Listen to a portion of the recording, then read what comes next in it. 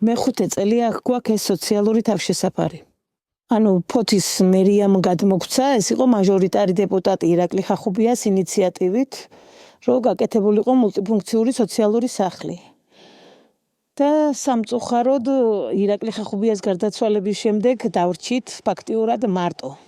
ტერიტორიაზე როცა გადმოგვეცა, ფაქტიურად არაფერი არ იყო, ეს იყო მერიას ჰქონდა ცხოველების, მიუსაფარი ცხოველების, თუ რასაც იპოვიან უმეთვალყურეო დარჩენილი ცხოველების დასაბინავებლად ჰქონდათ, აკაურობა იყო ნაგვის ბუდე, არ იყო არც ერთი ფანჯარა, არც ერთი კარი და დავიწყეთ ჩვენი ორგანიზაცია არის თავისუფალი თაობა, რომელიც 99 წლიდან არის დაფუძნებული, არასამთავრობო ორგანიზაცია და ჩვენი ძალებით ადგილობრივი შემომწირველების დახმარებით და მოხალისეების დახმარებით აი ნელ-ნელა მივიწევთ წინ, მაგრამ აკაურობა რო გადმოგვეცა ერთი დღე არ ყოფილა აქ ისე რომ აქ ვინმეს არ ეცხოვროს, ანუ აქ ხანდაზმული ერთი ღამე არ ყოფილა რომ ვინმე ხანდაზმული არ ყოფილიყო.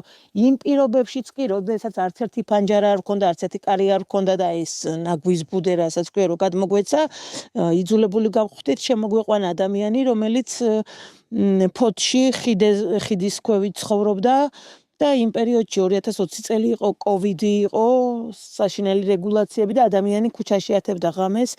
ჯერ ფიზიკურად ვერ მოახერხებდა სახელმწიფო ვერცერთ სოციალურ თავშესაფარში მის განთავსებას, იმიტომ რომ შეუძლებელი იყო, რეგულაციებით დაკეტილი იყო ყველაფერი.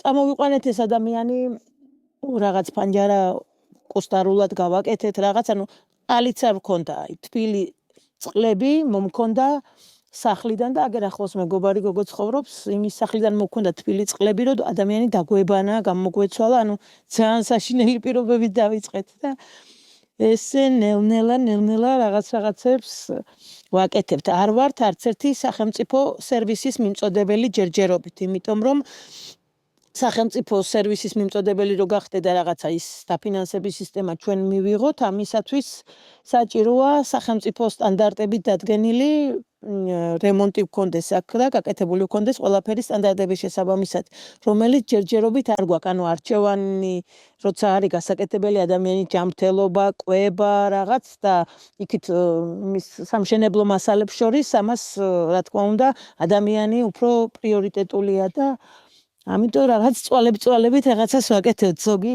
სამშენებლო მასალებს გჩუქნის, მოხალისეები ადამიანები გვეხმარებიან, ვინც ხელოსნები, ბიჭები, ფოთელები.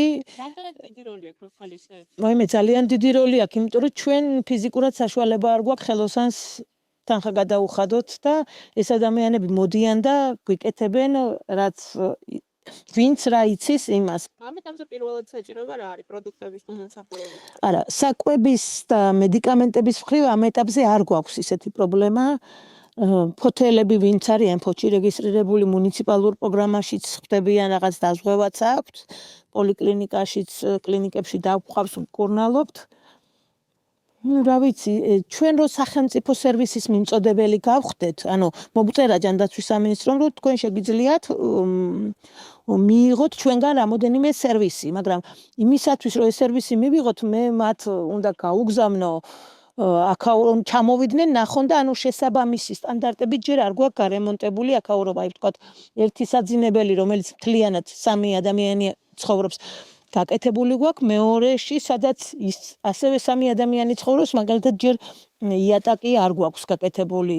რაღაც საერთო სივრცეშიც რაღაცები ვერ დავასრულეთ, თქვა 35 კვადრატული მეტლახი რო ქონოდა, ეხლა ჩვენთვის ძალიან მნიშვნელოვანია.